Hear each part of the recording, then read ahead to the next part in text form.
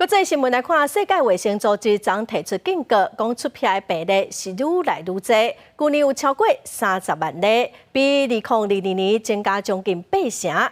专家嘛预估，今年年底进前，咱全球超过一半的国家拢是满的高风险区哦，恐惊有1.4亿外的囡仔会感染。这位妈妈带3个月大查某囝，自包括会当预防触摸仔来3合1疫苗。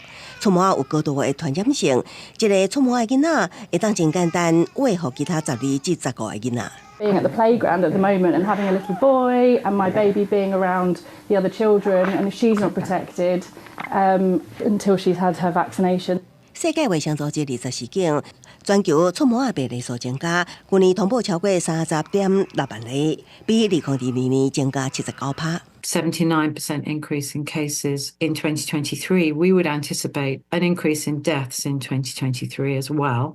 英国最近爆发触摸仔疫情，敢若英格兰就通报有245个确诊病例，其中71%发生伫西米德兰地区，上界严重。伦敦是13%，虽然是零散的病例，也毋过卫生部门认为有潜在高风险。另外，儿童注疫苗需要比例达到95%才会当防止传染，也毋过英国注疫苗率煞无悬。家长想无用，对疫苗有疑虑，无意识到感染了后会有偌严重，拢是原因。It's not like having a cold or a cough.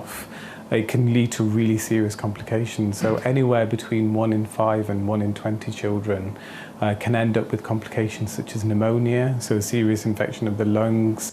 世卫提醒，相信目前全球超过一半国家伫今年年底进前，拢是爆发触摸疫情的高风险区，估计大约有1.42亿儿童较会受感染。公司新闻吴伟林编译。